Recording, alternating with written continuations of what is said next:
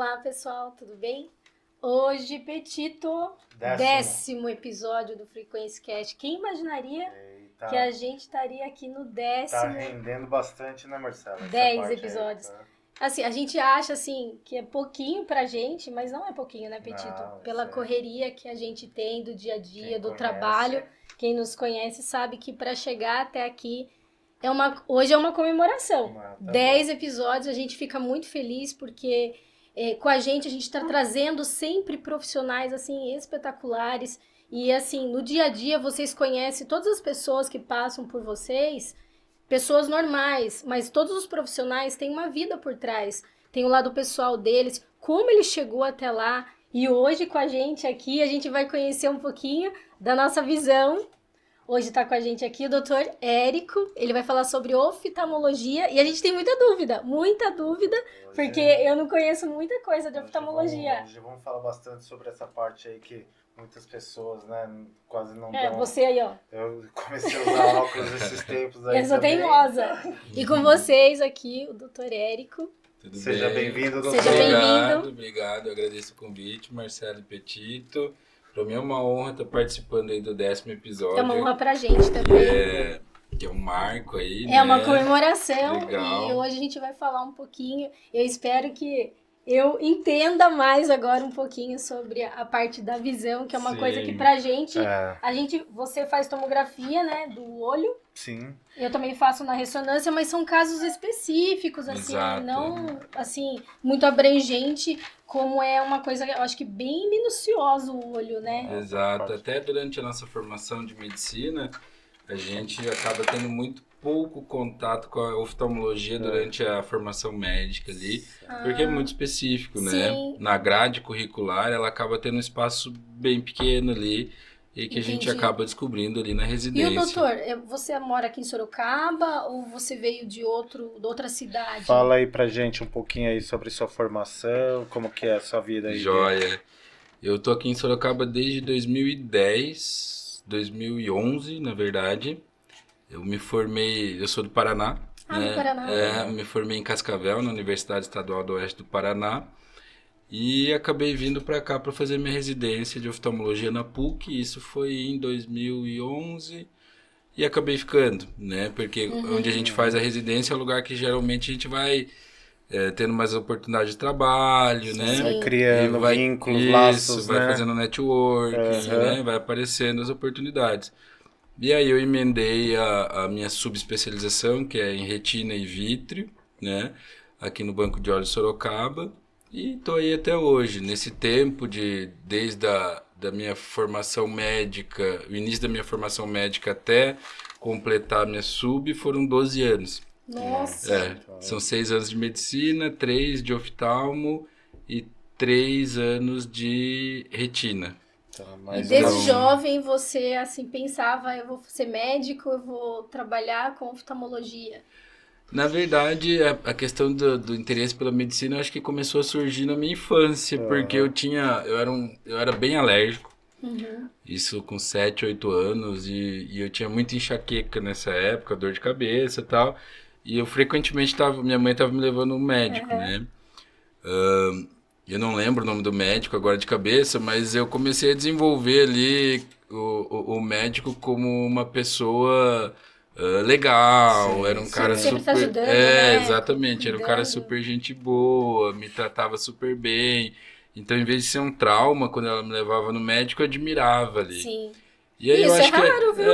E aí eu acho que isso acabou surgindo ali, meu interesse pela medicina. Legal essa parte. Não tinha nenhum médico na família, eu fui o primeiro. E aí, desde que eu me conheço por gente, eu queria fazer medicina. Né? Agora, a oftalmologia já foi um pouquinho mais específico. Entendi. Como a gente tem muito pouco contato com oftalmologia na residência, então é muito difícil. Geralmente quem faz oftalmologia, ou porque o pai é oftalmologista, ou alguém muito próximo é oftalmologista. Porque ali na residência você vai, na verdade, trabalhar toda a parte médica de outras coisas, Exato, né? Porque a parte clínica mesmo. A gente tem a formação médica geral, né? Sim. E o que a gente mais tem contato realmente é a parte clínica, ortopedia, cardiologia. Você passa por todas as áreas, então, até a cirúrgica. Passa pela parte cirúrgica. Nos 2 últimos anos, que é o internato médico, né? O quarto, o quinto e o sexto ano, o internato, que a gente vive o hospital ali. Sim. A gente passa pelas áreas específicas ali. E a oftalmologia é 1 semana. Nossa. Da parte cirúrgica, né? Que a gente fica ali 3, 4 meses em cada área. Então, nesses 3, 4 meses da parte cirúrgica, a gente vai passar pela cirurgia geral, principalmente, ortopedia. E a oftalmologia é 1 semana ali, é muito pouco, né? Mas, nessa época, minha mãe trabalhava numa clínica, ela era secretária numa clínica oftalmológica lá em Cascavel, que é onde eu me formei. Certo, já criou aquele... Aí eu vi ali uma oportunidade, né? Eu falei, puxa, deixa eu Você conhecer um voltou pra pouco lá? mais. Não, nessa época eu já fazia, eu fazia faculdade lá. Ah, entendi. Daí depois que eu vim pra cá, depois que eu me formei, que eu vim pra cá fazer a residência. E aí eu comecei a acompanhar o médico, dono da clínica lá, em que minha mãe era secretária, Sim. né? Aí comecei a acompanhar ele na parte cirúrgica, e aí eu comecei a ver toda aquela tecnologia da oftalmologia, que eu acho que dentre as áreas médicas, todas são bem tecnológicas, mas a oftalmologia envolve muito laser, muita E agora tecnologia. tá mais ainda, Mais né? ainda. Hoje mudou bastante nessa parte, né? A tecnologia, ela tá bem introduzida na medicina, em tudo, né? Muito, E na muito. oftalmo não é diferente, Não né? é diferente. Agora a gente vai começar a ver uma nova era, já estamos vivendo, da inteligência artificial, Sim. né? E ela E também no já diagnóstico interage. de imagem, Aham. mais ainda, né? E na oftalmologia não é diferente. Tá vindo bem forte isso, diagnóstico por imagem, né? Para o próprio Tratamento, exame aham. já mostrar ali pra gente como se fosse um laudo, né? Eu acho que a cirurgia no passado ela era mais difícil de ser realizada do que hoje em dia, né? Era mais invasivo, não era? Muito mais, Tinha assim. que fazer corte, não tinha? Agora tem o Tinha, laser. exatamente. O que acontece, assim, né? Eu não vivenciei essa época, eu já Sim. peguei uma Já época pegou de mais tecnologia mais tecnologia. avançada, né? Mas, por exemplo, uma cirurgia de catarata, antigamente, a pessoa tinha que ficar de tampão 3, 4, 5 dias, quarto escuro. Não existiam essas tecnologias. O repouso era bem Hoje tem prolongado. mutirão, vai ter mutirão agora, hoje tá tendo lá no AMI. Aham. É muita gente, assim, porque é mais rápido, né? É Com muito essas, rápido. com A essas cirurgia... novas tecnologias é mais tranquilo. Exato, a tecnologia permitiu, né? Tem gente que fala às vezes, a cirurgia de catarata é simples. Não é que seja simples, é que a tecnologia evoluiu a um ponto tão grande que ela transformou a cirurgia de catarata em uma cirurgia super segura e super rápida, né? E o pós é mais rápido, o pós Muito mais recuperação? rápido, né? Em geral, sim, depende do grau da catarata, né, e tal. Mas em geral, com 2, 3 dias, o paciente já está enxergando super bem, é liberado para as atividades. Se for mais burocrática, as atividades, computador e tal, 3 dias o paciente está... Qual que são os sintomas, mais ou menos, assim, da catarata? Como que uma pessoa chega nesse diagnóstico? Como que o médico chega? Como que ela sabe que ela deve procurar um oftalmo? Tá.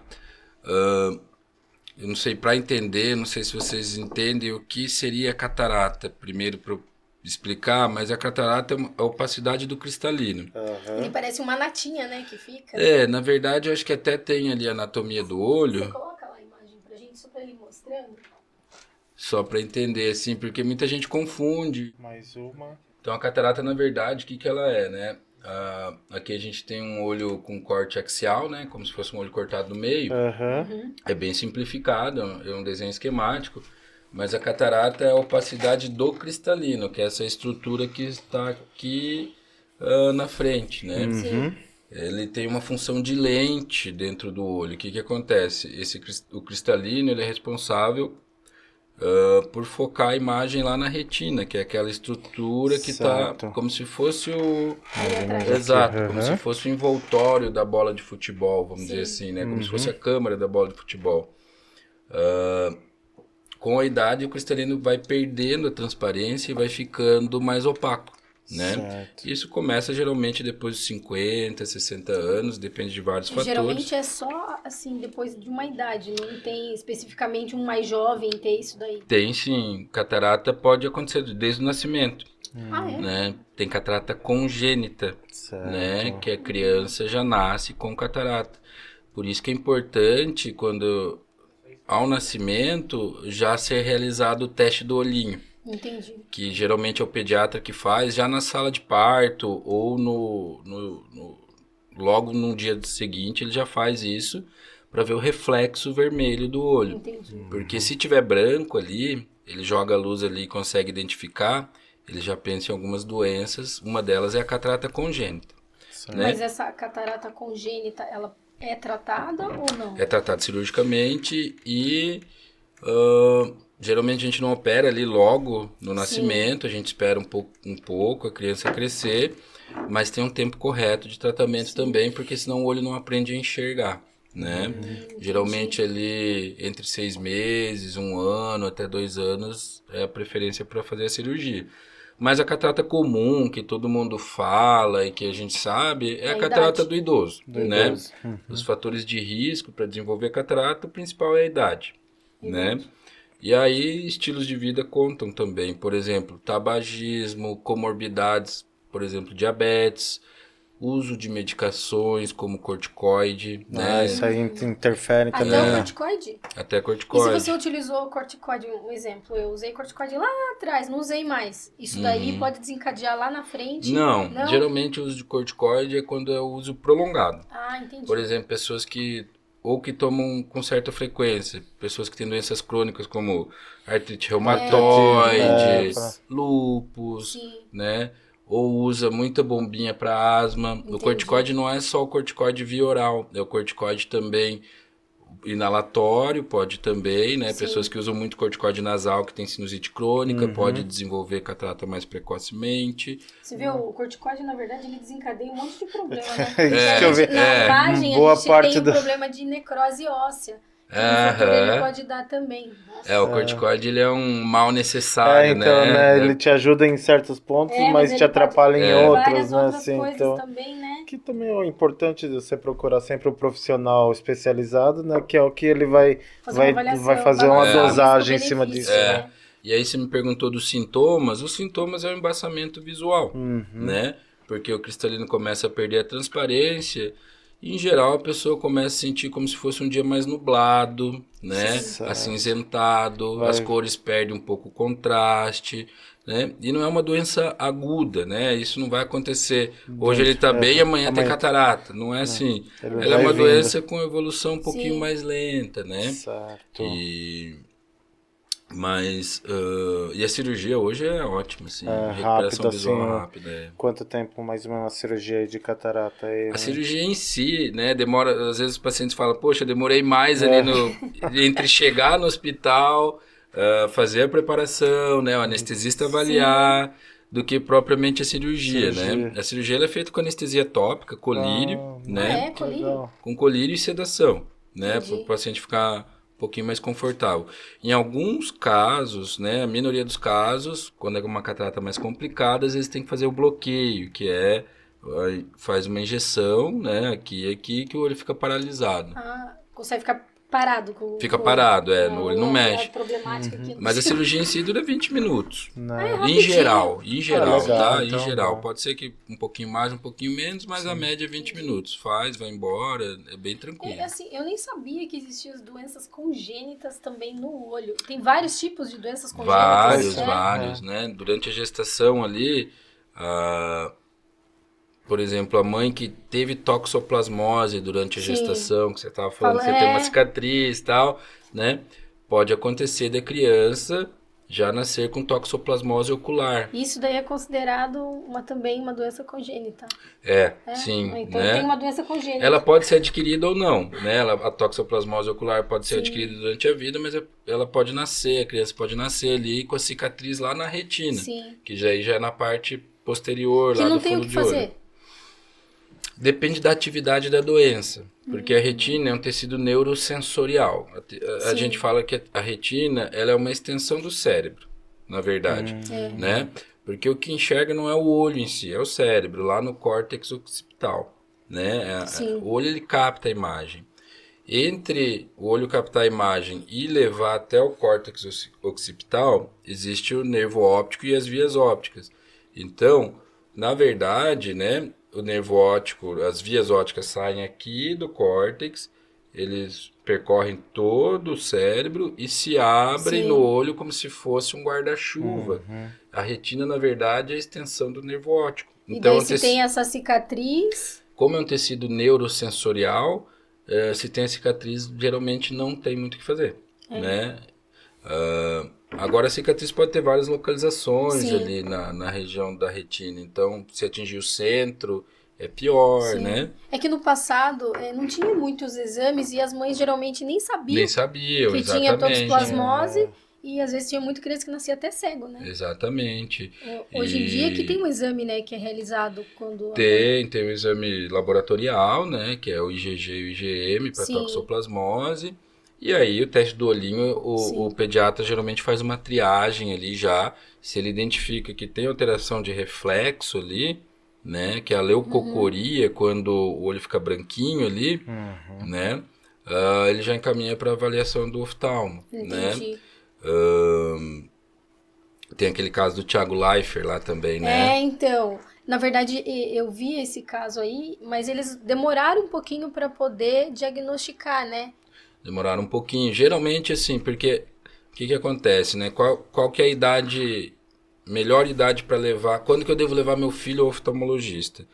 O primeiro exame é feito ali na maternidade, que é o teste do olhinho. Sim. Se ele tem alteração, ele vai passar com o oftalmo. Se não tem, o ideal é que a criança passe até 6 meses de idade, tá? Porque o olho está em formação, né? Certo. Ele está se formando, então... E às vezes, nessa idade já, a criança pode precisar de óculos. E a criança não refere, né? Sim. Ela não Então, tem como passar a falar o que ela Não sente, tem que falar né? o que ela sente, né? Uma coisa que a gente toma como parâmetro, né? É se a criança segue objetos, segue pontos luminosos. Mas você viu que a menina, ela já tinha era diferente assimetricamente um olho do outro, e quando ele percebeu, ele tirava foto, a imagem da cor de um olho era diferente do outro. Exatamente, essa é uma dica de ouro, assim, na verdade. Quando vai tirar foto. A foto, né? Antigamente era mais fácil ainda, porque tinha o flash. Ah, é verdade. Entendeu? E quando o flash ele entra no olho e bate lá na retina, lembra que às vezes ficava aquele olho vermelho? Olho vermelho. Sim, sim. Era o reflexo da retina. Em algumas fotos fica o olho branco. Sim, esse que tem problema. Esse que é o problema, né? Porque não está refletindo a retina. Então alguma coisa pode ter. Ter de alteração. Né? Desde a parte anterior do olho até o fundo do olho. Entendi. Então assim, quando for tirar foto, notou que tem um reflexo branco, né? Isso é um sinal de alarme, vamos dizer assim, para a criança passar em consulta. Outra coisa é o estrabismo, né? A criança desviando um pouco o olho, quer dizer que ela não está usando aquele olho, Sim. né? E aí é um sinal também. Agora, muitas vezes, como a doença ela é indolente, ela é progressiva, esses sinais eles são mais tardios. E é silencioso também. E é silencioso, né? a criança não refere, o pai não percebe, por isso que é importante passar periodicamente, E tem né? que ser na infância. Um exemplo, a gente estava comentando ali, eu deveria ter feito fisioterapia ocular para o meu cérebro lembrar, os músculos lembrar desse olho para poder enxergar melhor. Exato. Não sabia, minha mãe não sabia, então assim, tempo passou. Exato. Então assim, eu acho que daí o cérebro já se formou, o olho também já se habituou, não tem mais o que fazer. Exato. A gente chama isso de ambliopia. O que acontece? Às vezes, a criança tem um grau alto e não sabe. A mãe não sabe, né? A criança não refere e a gente só vai detectar isso dentro do consultório. Sim. Se a criança tem um grau alto e ela não está usando óculos, né? Principalmente quando ela tem um grau de hipermetropia, que é um tipo de grau que dá dificuldade para perto, principalmente, porque as crianças, o mundo da criança, principalmente na formação, é muito perto, né? Sim. É o engatear, a formação da visão, tanto que as crianças até 1 ano, 1 ano e meio, elas não enxergam longa distância, porque o mundo deles é aqui, é mão, né? É pegar um objeto, é começar a engatinhar. E se ela tem um grau muito alto de hipermetropia, essa visão de perto dela é ruim.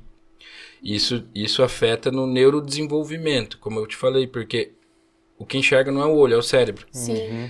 Então o cérebro não entende, não aprende a enxergar. Isso. Tá? E aí, essa criança, essa formação da neuroformação, ela vai até os 7 anos.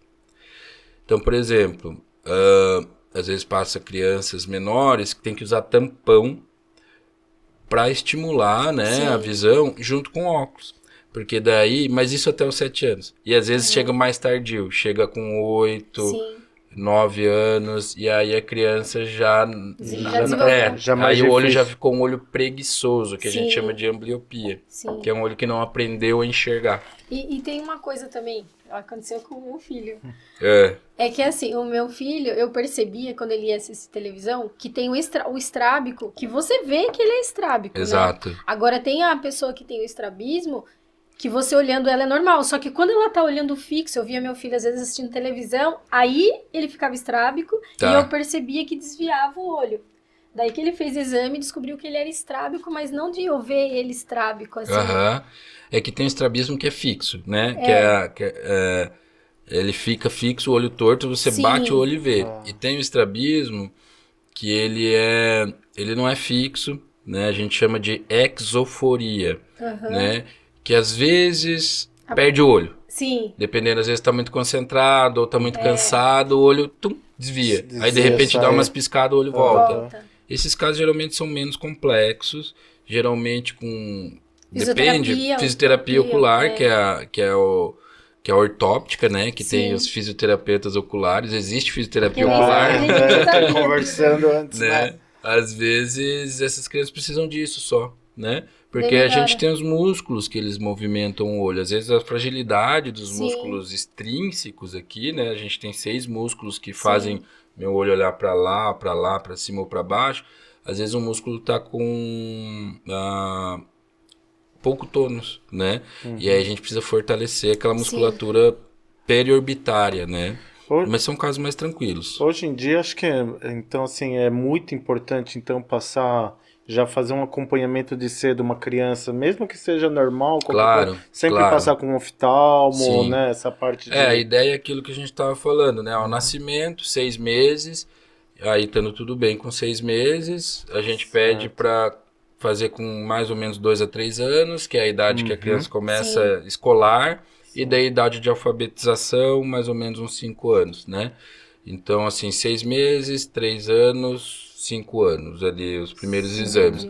Lógico, se a criança for prematura, por exemplo, a gente tem que fazer isso com mais frequência, né? Mas esse seria o ideal aí. Às vezes, a gente negligencia isso, né? Eu tenho filhos também.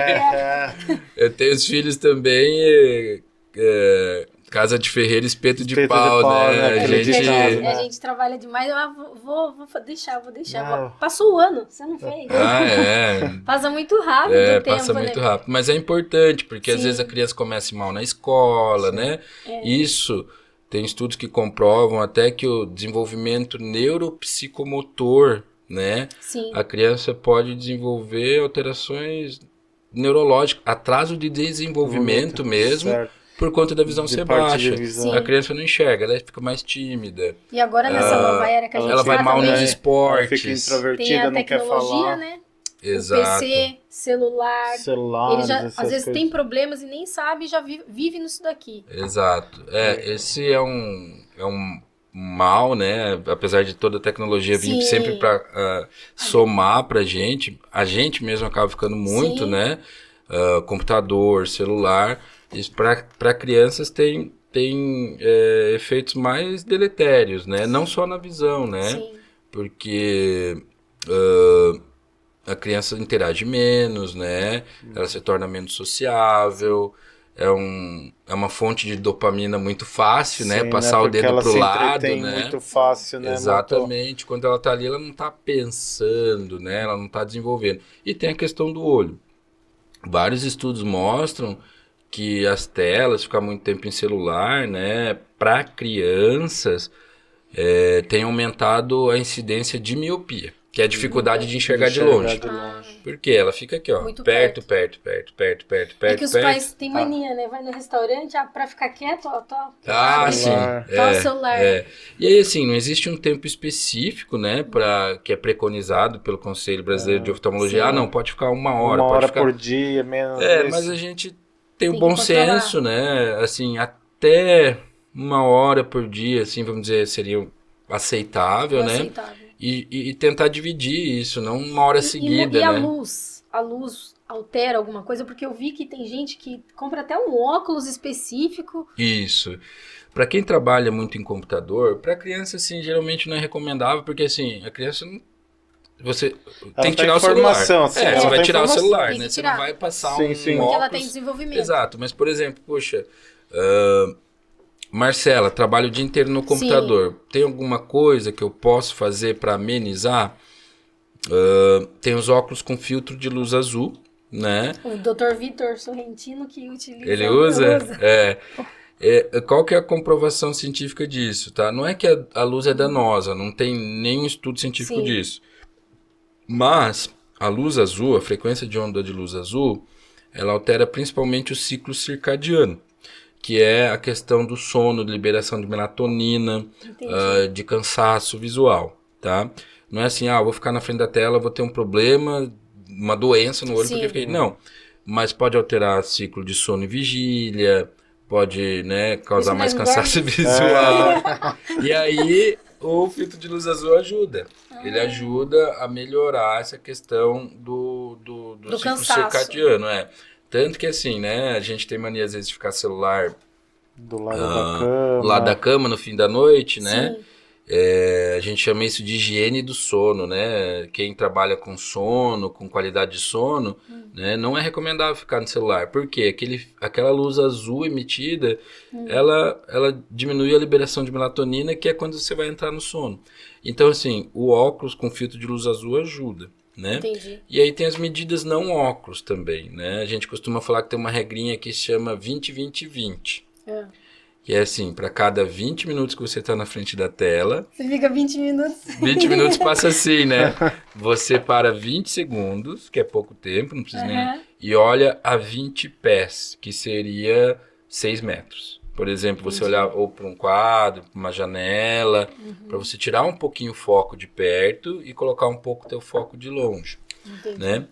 Porque a questão de ficar olhando perto, acontece uma coisa que a gente chama de espasmo acomodativo. O que é isso? Quando a gente vai focar perto, o nosso músculo da íris, tem um músculo na íris que ele contrai, tá? E isso vai causar fadiga ocular, cefaleia, olho vermelho, lacrimejamento, né? Sim. Então, você alternar um pouquinho, você diminui um pouco a tua fadiga ocular, né? E geralmente deixar as telas um pouquinho mais distantes também. Lembrar de piscar, porque quando a gente vocês trabalham dentro, eu tava falando... Não, mas eu tenho mania de piscar bastante. Até minha irmã, nossa, Lu, você pisca pra caramba. Mas as mulheres eu ainda brinco por causa desses cílios gigantes. Isso é um outro... Piscando, faz vento, quando pisca faz vento. Eu não uso aqueles cílios lá, né?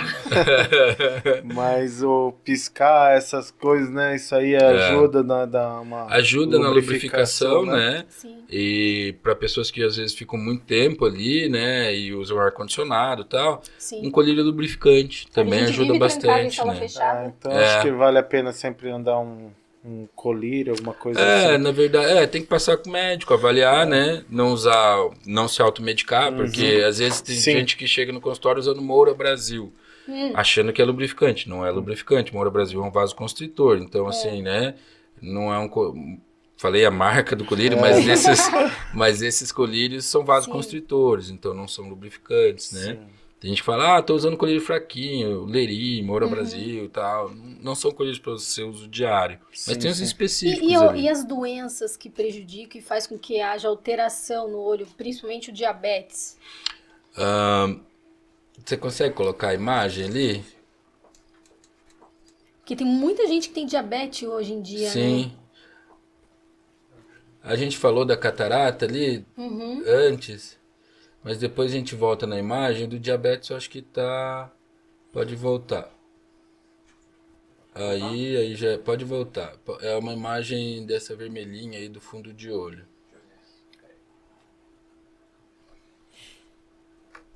Esse é um tomógrafo de retina.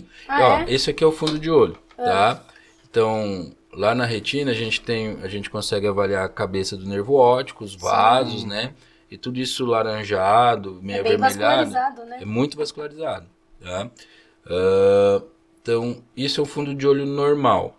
Se você passar para o próximo slide, Isso, por exemplo, é um fundo de olho de um diabético já num estágio bem mais avançado. Esses pontinhos vermelhos aí? Isso é sangramento. Sangramento? Né?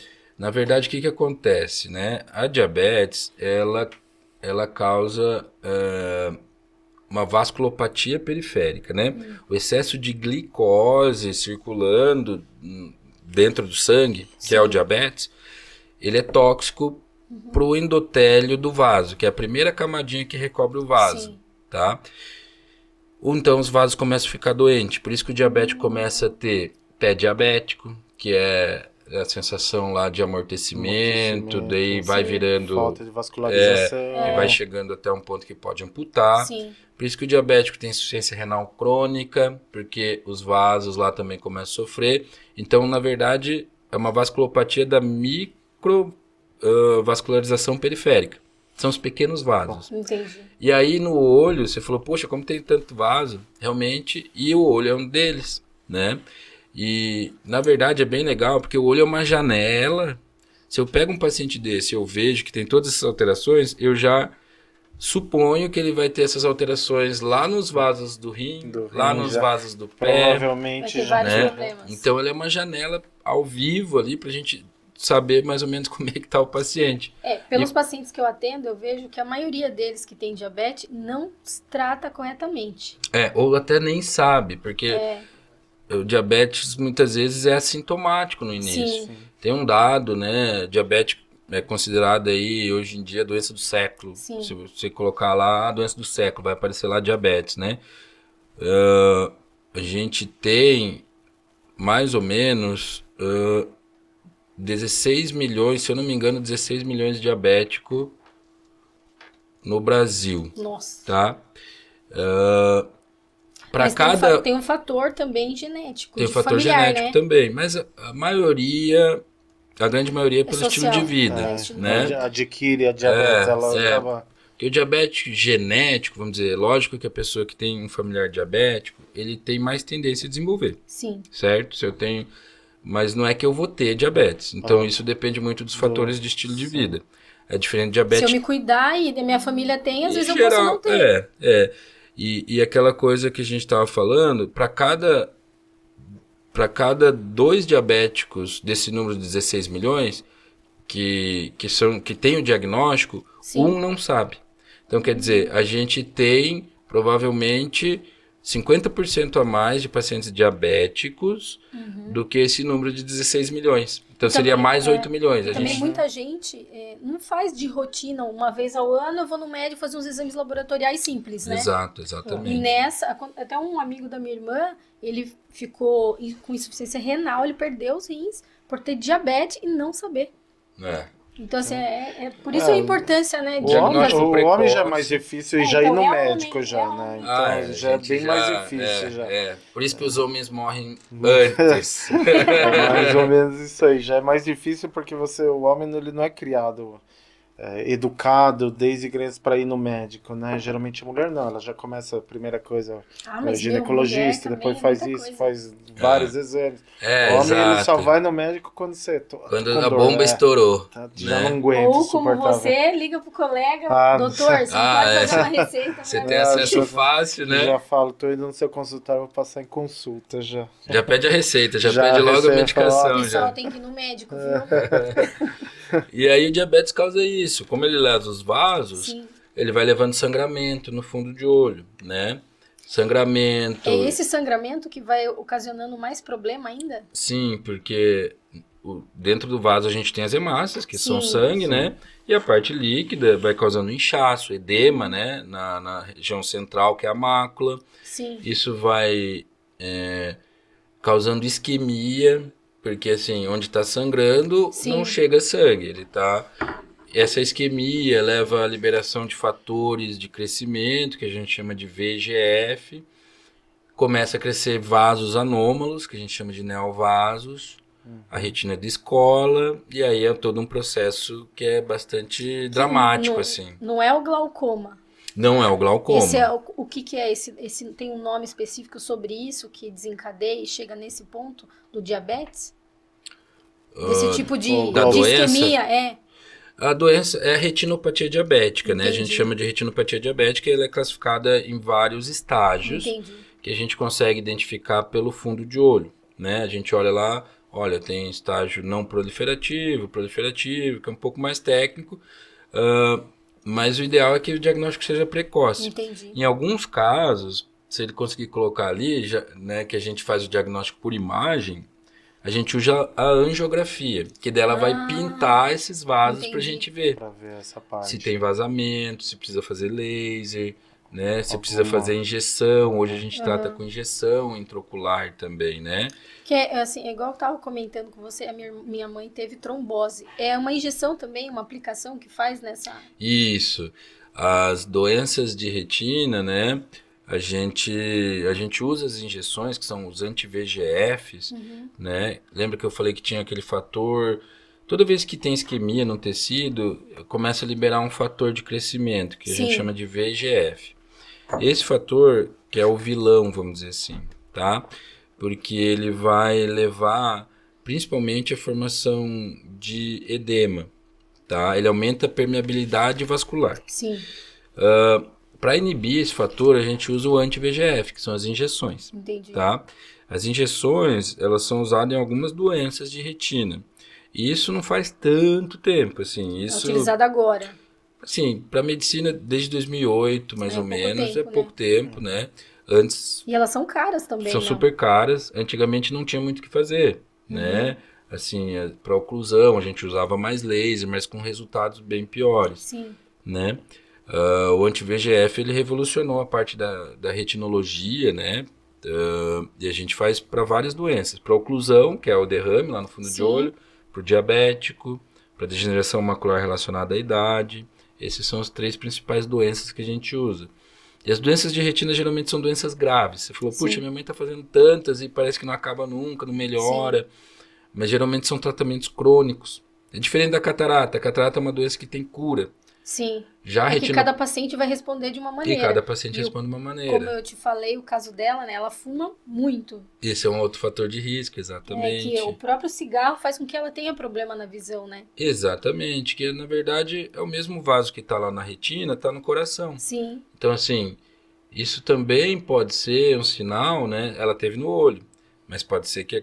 Né? Ela vai vai acontecer no coração, entendeu? Várias placas que eu vi já ela fez tomografia. Placa de ateroma nas coronárias. Exato, e daí conta a hipertensão, né? Tabagismo. Se alimenta direito, não se que são direito. Assim, né? Às vezes a gente fica, é o olho. Não é o olho faz parte do nosso corpo, então é toda doença sistêmica, tudo, né?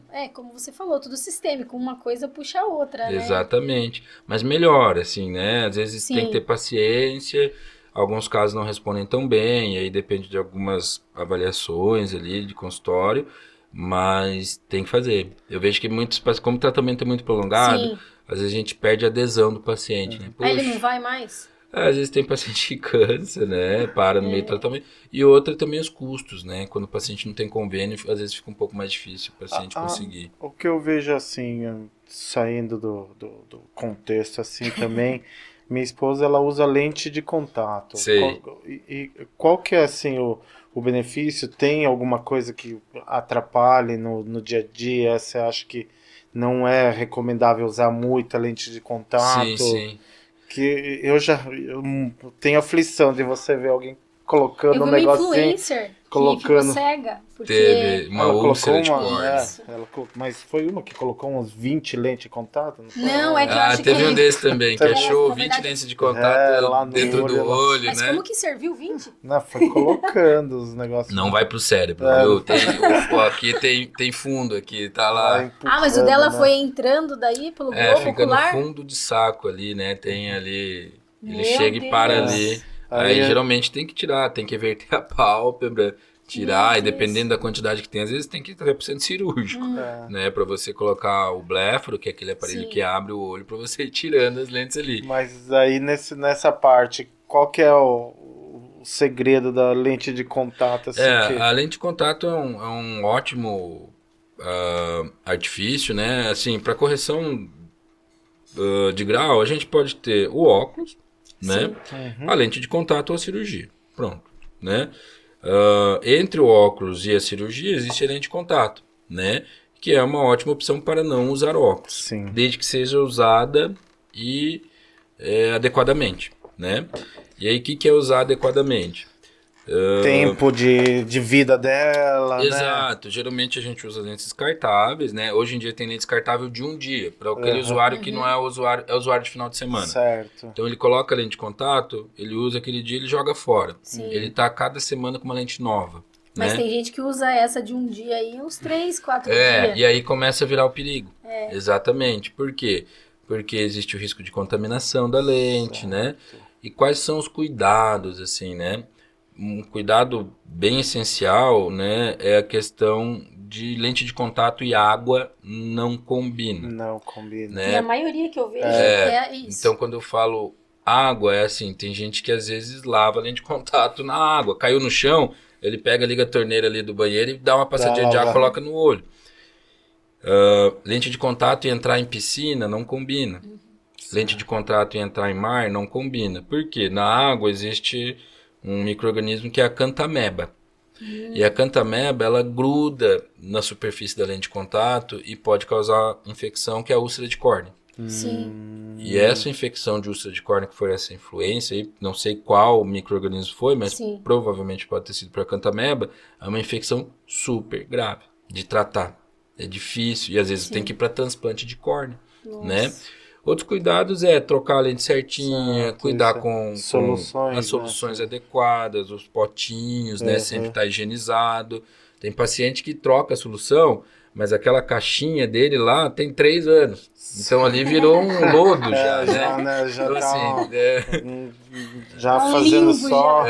tem que trocar a caixinha, né? A cada 6 meses. Exato, porque aquilo dali vai virando um caldo, né?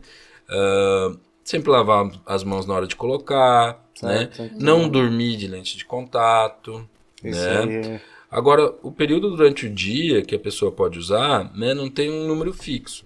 Porque hoje em dia as lentes de contato, elas estão bem mais avançadas também. Ela permite a oxigenação boa da córnea. Mas a gente fala em geral umas 8 horas, né? Entendi. Chegou em casa, tira a lente, coloca o óculos, dá um descansinho pro olho, né? Assim vai prolongar o tempo de uso de lente de contato do paciente, né?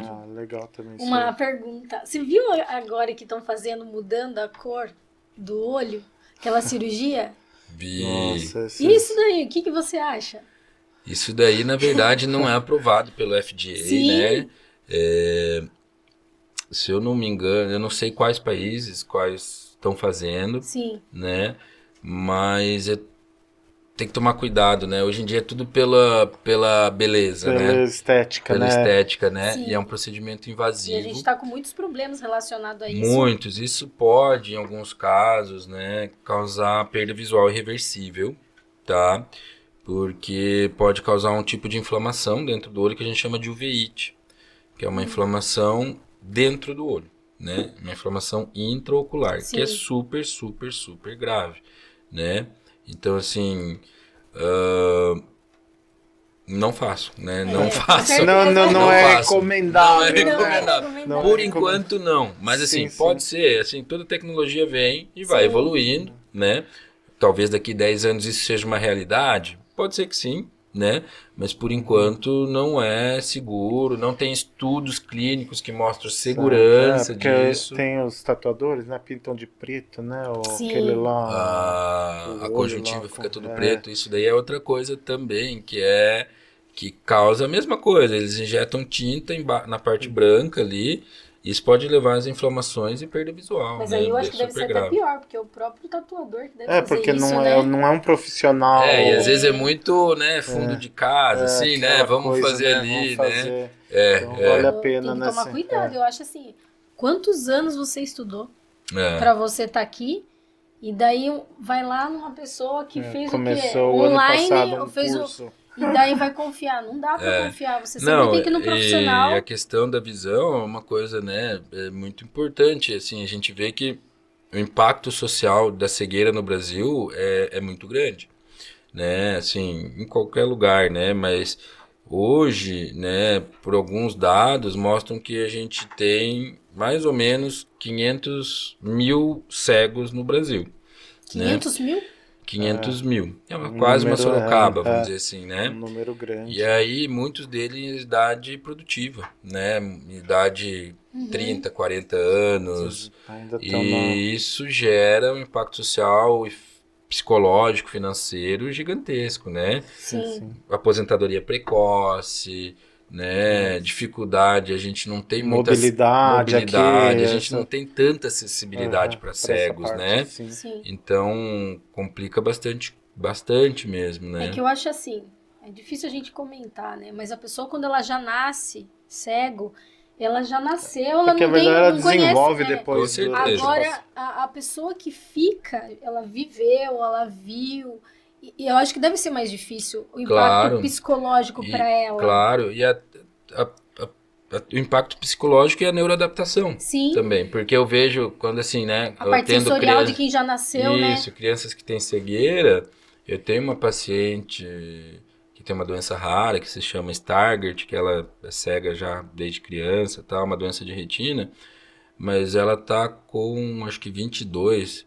Nossa, a menina é totalmente independente, tá fazendo faculdade, ela vive normal, assim, ela vai em show, ela faz tudo as coisas. Agora, quando você pega um paciente que já teve uma vida antes da cegueira, de um problema ocular, já é mais difícil. Assim, né, essa menina, por exemplo, ela aprendeu braille lá cedinho, né, ela sempre foi, então ela vai desenvolvendo os outros sentidos, né, audição, degustação, tato, né, noção a parte sensorial, sensorial dela desenvolveu quando ela era criança. Sim. Agora o adulto ou o idoso é pior ainda, porque o idoso ele é muito propenso a quedas. Sim. Né?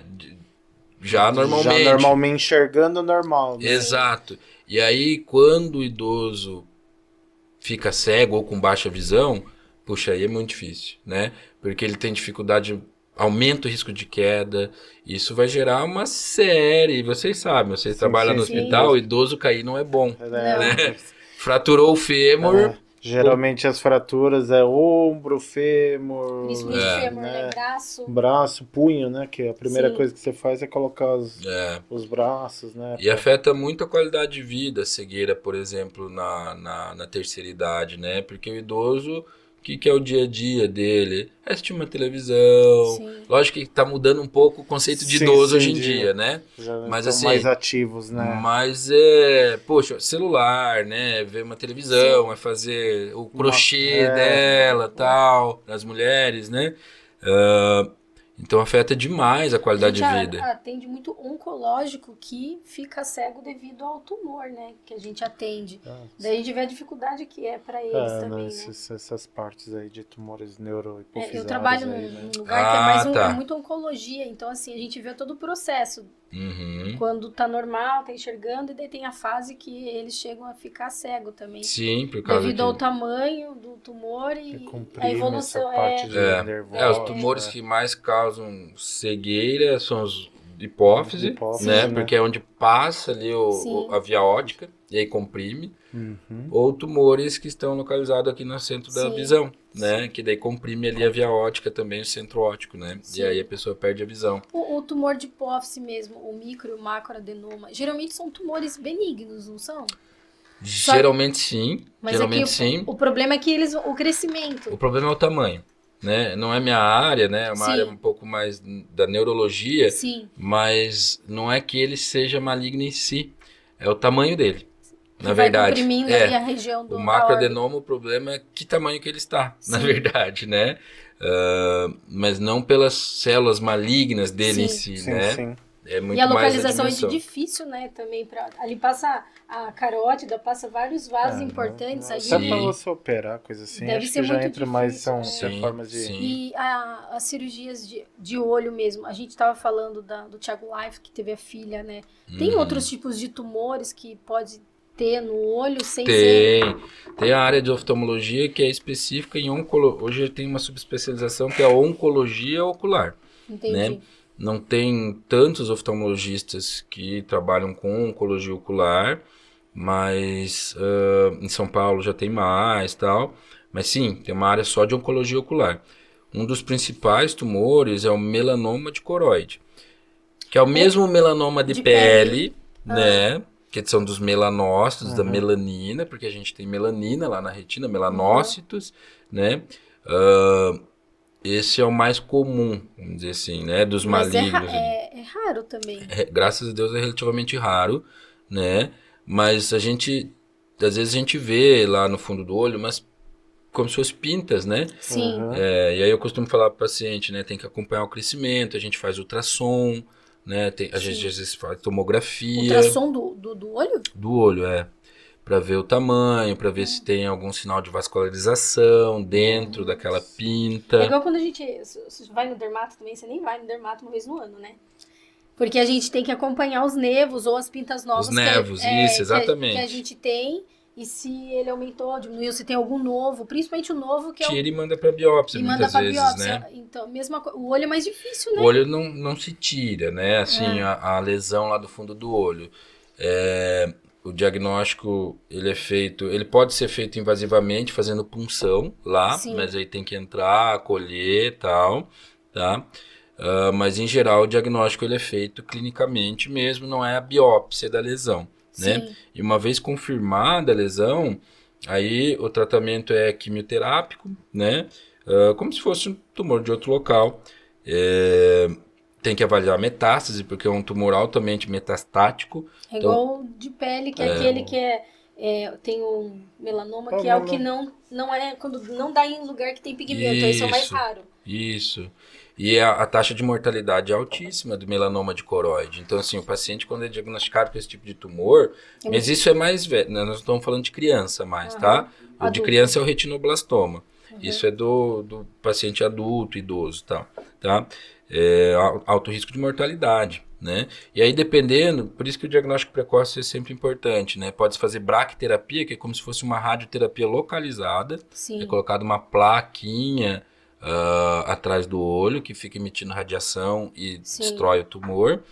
Em casos mais avançados tem que enuclear, né? Tirar o olho e tal, né? Nossa. Mas isso já em casos mais avançados. Tem muita Mas tem uma gama de tumores oculares, né? É que assim, a gente vê e ouve falar quando aparece pra gente na mídia, né? Esse caso do Thiago aí alertou, né? Assim, sobre o retinoblastoma. E o retinoblastoma é raro também. Ele é raro também. É raro, não precisa, né, ficar preocupado, meu filho e tal.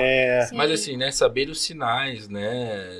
Como você comentou, só a fotografia já é uma coisa assim bem simples de se fazer. Bem simples, e você já vai ter uma noção, né? Exato, e levar, né? Levar sempre, fazer as consultas frequentes, com certeza. Sim. Nossa, eu não tenho nem o que falar, de tanto que eu agradeço. E assim, tirou muita dúvida da gente aqui, porque eu não sabia quase nada de oftalmologia. É muito específico, né? Muito específico. Nada. Que assim, são várias perguntas, né? Aí você começa a pensar e ver essa parte de olho, assim, você não imagina o quanto que ela é complexa, né? É uma coisa que você não... Para nós é normal você acordar, abrir o olho e seguir a vida. Exato, né? É uma função normal, né? É uma função normal, como respirar, como fazer isso aí. Então, mas se você... E, infelizmente tem gente que não tem isso, né? A gente tem que agradecer a Deus que a gente enxerga, né? Claro. E tem que cuidar, por isso a importância, passar no doutor, vou colocar depois vamos deixar o Instagram aí, lá né? do doutor, para vocês se consultarem com ele. Não, eu costumo falar, a visão é um dos sentidos... Todos os sentidos, os 5 sentidos são importantes, todos, né? Audição, tato, mas a visão, ela é... Puxa, sem a visão é muito complicado, né? É o que te direciona, eu acho, né? Aquele que dá um norte, assim, questão de começar. Tem outro dado que, assim, 80% das causas de cegueira, elas são evitáveis. Lembro. 80%, então, assim, né? Puxa, prevenção... 80% né? É muita coisa. É muita coisa. Então, por isso que eu mesmo faz tempo que eu não passo no hospital, não preciso passar no hospital. Não, já tô conversando com o doutor, já tô marcando minha consulta. Já vai sair daqui com a consulta marcada. Já pra seu começar. Não tá fazendo efeito mais? Não, eu quero fazer um controle, não chegar... Eu já cheguei nos 44 anos, vale a pena passar já, né, doutor? Vamos operar já. Cirurgia é um negócio que tem que pensar.